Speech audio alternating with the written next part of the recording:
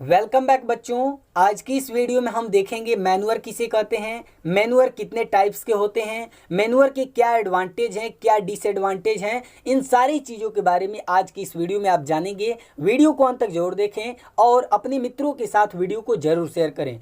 तो चलिए सबसे पहले हम बात करते हैं मैन्युअर के बारे में। मैन्युअर को हिंदी में कहते हैं खाद। खाद एक प्राकृतिक उर्वरक होते हैं और ये ऑर्गेनिक मैटर के बड़े स्रोत होते हैं जो कम मात्रा में न्यूट्रिएंट सप्लाई करते हैं और बड़ी मात्रा में ऑर्गेनिक मैटर सप्लाई करते हैं। इसका मतलब ये हुआ कि जो मैन्युअर होते हैं, खाद होते हैं, ये ऑर्गेनिक मैटर ज़्यादा मात्रा में देते हैं पौधों को और कम मात्रा में पोषक तत्व देते हैं। तो सिंपल सी बात है ना कि खाद जो होते हैं वे कम मात्रा में न्यूट्रिएंट्स जो है कि सप्लाई करते हैं।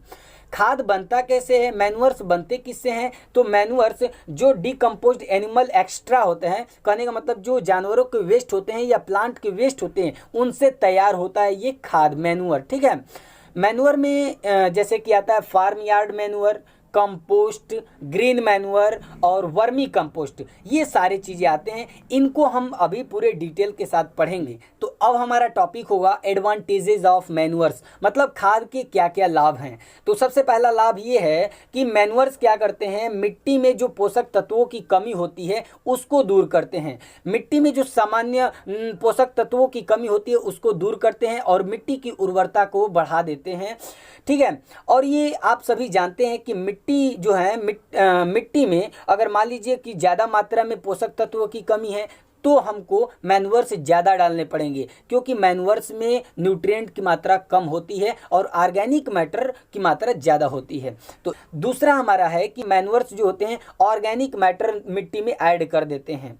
अब इससे क्या होता है कि मिट्टी की जो बनावट होती है, सॉइल स्ट्रक्चर होता है, वे फिर से रीस्टोर हो जाता है और साथ साथ मिट्टी में जो वाटर रिटेंशन होता है वे बढ़ जाता है। मतलब मिट्टी जो है उसमें पानी धारण करने की क्षमता उसकी बढ़ जाती है और साथ साथ मिट्टी में एयर की मात्रा भी एब्जॉर्ब करने की पावर जो है कि बढ़ जाती है, क्षमता बढ़ जाती है। ठीक है।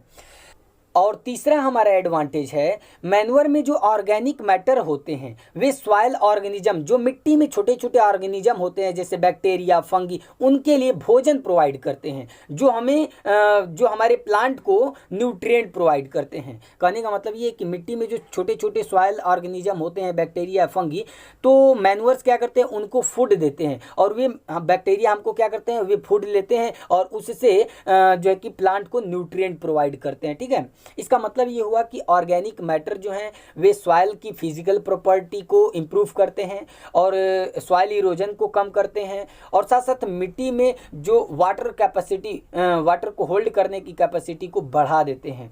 और साथ साथ एक चीज़ तो ये है कि ये फ्री, बहुत कम कॉस्ट के होते हैं, या तो बोले तो फ्री होते हैं, घर पे भी बना सकते हैं। ठीक है। अब हमारा टॉपिक होगा डिसएडवांटेजेस ऑफ मैन्युअर्स। अभी आपको हमने क्या बताया है, मैन्युअर्स जो होते हैं बल्कि होते हैं, बड़े होते हैं। बड़े होने का मतलब इसमें ऑर्गेनिक मैटर की मात्रा ज़्यादा होती है और न्यूट्रिएंट्स की मात्रा कम होती है।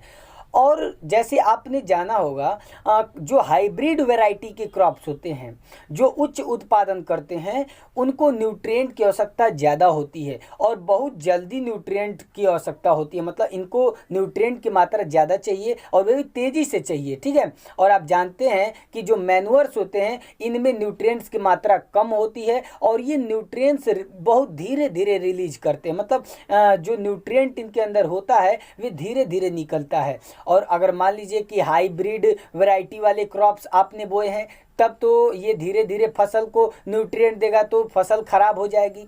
तो कहने का मतलब ये हुआ कि मैन्युअर्स जो होते हैं वे बल्कि होते हैं, इनके अंदर ऑर्गेनिक मैटर ज़्यादा तो होते हैं लेकिन न्यूट्रिएंट की मात्रा कम होती है। मैन्युअर्स के जो न्यूट्रिएंट होते हैं वे धीरे धीरे रिलीज होते हैं जिसके कारण जो हाइब्रिड वैरायटी के क्रॉप्स होते हैं उनके डिमांड को ये फुलफिल नहीं कर पाते हैं, क्योंकि आप जानते ही हैं कि न्यूट्रिएंट्स की मात्रा इनके अंदर कम होती है।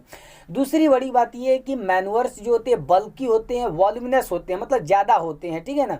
इनमें ऑर्गेनिक मैटर ज़्यादा होते हैं, न्यूट्रिएंट्स काफ़ी कम होते हैं, और साथ साथ बड़ा होने के कारण वॉल्यूमिनस होते हैं, बल्कि होते हैं, जिसके कारण इनको हैंडल करना, स्टोर करना और साथ साथ ट्रांसपोर्ट करना इनकन्वीनियंट हो जाता है, बहुत मुश्किल का काम होता है।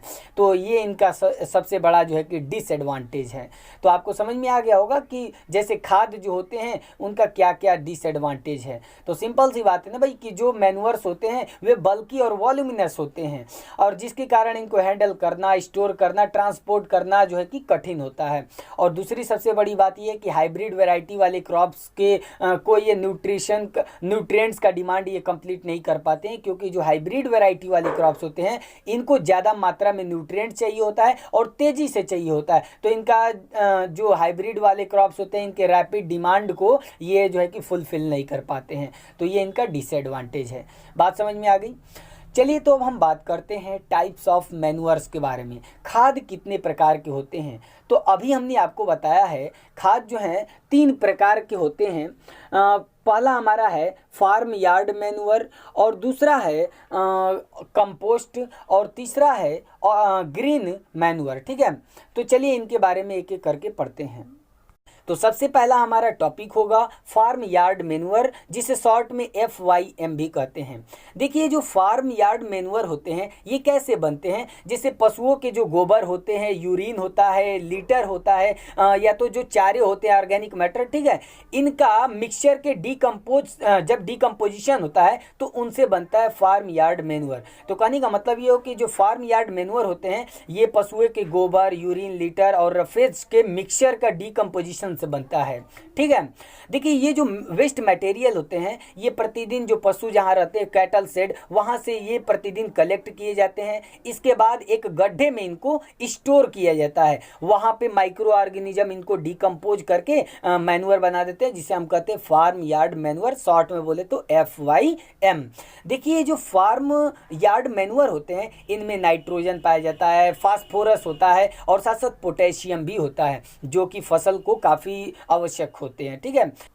चलिए तो अब हम जानते हैं कंपोस्ट के बारे में। देखिए कंपोस्ट कैसे तैयार होते हैं। जैसे आपने देखा होगा शहरों में जो गंदगी निकलती है, रिफ्यूज जो होते हैं, जैसे आपने देखा होगा शहर के लोग जो साग सब्जी ये जो बचे होते हैं, ठीक है, छिलके जो सब्जी के होते हैं, या तो जानवरों के जो रिफ्यूज होते हैं, या तो मनुष्य को जो लैट्रिन ये सब होते हैं, सीवेज वेस्ट होता है, या तो जो घास फूस होते हैं, ठीक है, फसलों के जो घास फूस होते हैं, ठीक है, तो इन सब से बनता है कंपोस्ट, ठीक है।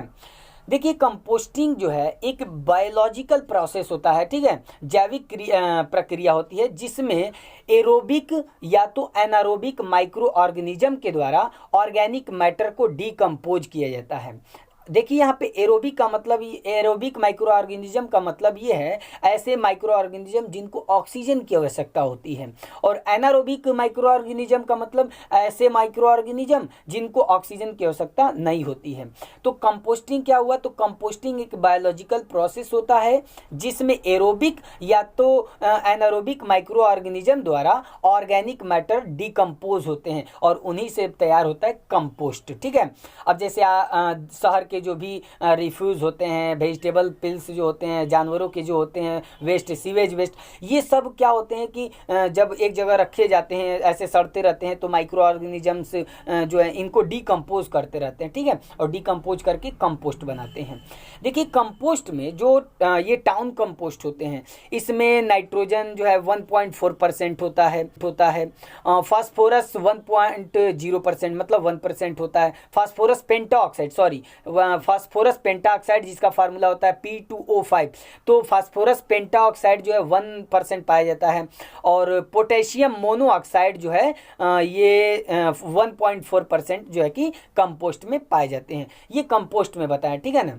अब हम जानते हैं ग्रीन मैन्योर किसे कहते हैं। देखिए ग्रीन मैन्योर जो होते हैं ये हरे रंग के मटेरियल होते हैं, हरे पदार्थ होते हैं, अनडिकम्पोज्ड होते हैं, ठीक है ना। अनडिकम्पोज्ड का मतलब ये सड़े नहीं होते हैं, डिकम्पोज नहीं होते हैं, ठीक है ना। तो ये ग्रीन अनडिकम्पोज्ड मटेरियल होते हैं। देखिए ये क्या किए जाते हैं, ये हरे भरे क्रॉप्स होते हैं जो खेतों में उगाए जाते हैं, इसके बाद प्लाविंग कर दी जाती है, माने इनको काट के खेतों में ही जोत दिया जाता है, ठीक है, और इनको मिट्टी के साथ मिक्स कर दिया जाता है। कुछ दिनों बाद जो है कि ये डिकम्पोज हो जाते हैं माइक्रो ऑर्गेनिज्म बैक्टीरिया के कारण, और इसके कारण क्या होता है कि ग्रीन मैन्योर के कारण जो सॉइल की फिजिकल स्ट्रक्चर होती है वे इम्प्रूव होती है, और साथ साथ मिट्टी की फर्टिलिटी भी बढ़ जाती है, ठीक है। देखिए कहने का मतलब ये हुआ कि ग्रीन मैन्योर अब भाई कैसे सॉइल की फर्टिलिटी को बढ़ाते हैं, कैसे फिजिकल स्ट्रक्चर को इम्प्रूव करते हैं। तो देखिए ग्रीन मैन्योर जो है मिट्टी को नाइट्रोजन फास्फोरस सप्लाई करते हैं, साथ साथ ऑर्गेनिक मटेरियल भी देते हैं, ठीक है, ताकि जो हाइड्रेशन जैसे कहने का मतलब मिट्टी में जो नमी है वे बनी रहती है, और साथ साथ एयर की भी मात्रा जो है कि मेंटेन रहती है, मतलब सॉइल में एयरेशन की का जो कैपेसिटी है एयर को कैच करने की, ट्रैप करने की, उसकी क्षमता बढ़ जाती है, ठीक है ना। सॉइल की फर्टिलिटी बढ़ जाती है। इससे क्या होता है कि जो मिट्टी की जो फिजिकल स्ट्रक्चर होती है उसमें काफ़ी सुधार होता है, और साथ साथ इसके कारण जो है कि ग्रीन मैन्योर के कारण सॉइल इरोजन भी कम होता है, ठीक है। जैसे कुछ एग्जाम्पल हैं ग्रीन मैन्योर्स के, जैसे ढैंचा है, काउपी जिसे लोबिया बोलते हैं, ये आप देख सकते हैं, ये लोबिया है, ठीक है ना, और ये लेंटिल है, आप देख सकते हैं, लेंटिल को बताए थे हमने प्रीवियस वीडियो, मसूर कहते हैं। ये क्लस्टर बीन है जिसे गुआर भी बोलते हैं, ये देख सकते हैं आप स्क्रीन पे। ये इजिप्शियन क्लोवर है जिसे बरसिम कहते हैं, आप गांव में जानते होंगे बरसिम बोलते हैं। तो ये सब क्या है, ग्रीन मैन्योर्स होते हैं, ठीक है ना। तो ग्रीन मैन्योर्स की जो फसल होती है वे खेतों में उगाई जाती है, लगभग 6 से 8 सप्ताह में ये बहुत तेज़ी से ग्रो करते हैं और बड़े बड़े हो जाते हैं, तो इनको काट दिया जाता है। और जब ये कब काटा जाता है, तो जब ये फ्लावरिंग स्टेज पे होते हैं तो इन्हें काट दिया जाता है, और काट के फसलों में जो है कि फसल को काट के खेतों में ही प्लाविंग कर दी जाती है, मिट्टी के साथ मिक्स हो जाते हैं। इसके बाद लगभग 1-2 महीने तक इनको उसी में दबे रहते हैं मिट्टी में, और धीरे धीरे डिकम्पोज हो जाते हैं, और डिकम्पोज होके जो है कि सॉइल की फर्टिलिटी बढ़ा देते हैं, ठीक है ना। और इसके कारण क्या होता है कि जो भी फिजिकल स्ट्रक्चर होता है मिट्टी की वे इम्प्रूव हो जाती है, ठीक है ना। और जो है कि सॉइल इरोजन भी इससे प्रोटेक्ट होता है, मतलब सॉइल इरोजन भी, मिट्टी का कटाव नहीं हो पाता है। ये सारी चीज़ें फ़ायदे हैं ग्रीन मैन्योर्स की। तो आज की इस वीडियो में हमने सीखा मैन्योर्स के बारे में, मैन्योर क्या होते हैं, मैन्योर के टाइप्स क्या हैं, एडवांटेज डिसएडवांटेज के बारे में देखे हैं। तो अगली वीडियो में मिलेंगे, और उस वीडियो में हम जानेंगे फर्टिलाइज़र किसे कहते हैं, फर्टिलाइज़र के टाइप्स, एडवांटेज डिसएडवांटेज, सारी चीज़ देखेंगे। तो अगली वीडियो में मिलते हैं। अगर आप चैनल पे नए हैं और सारे वीडियो देखना चाहते हैं, वीडियो का नोटिफिकेशन आपको पाने के लिए चैनल को सब्सक्राइब करना पड़े, तो चैनल को सब्सक्राइब जरूर करें।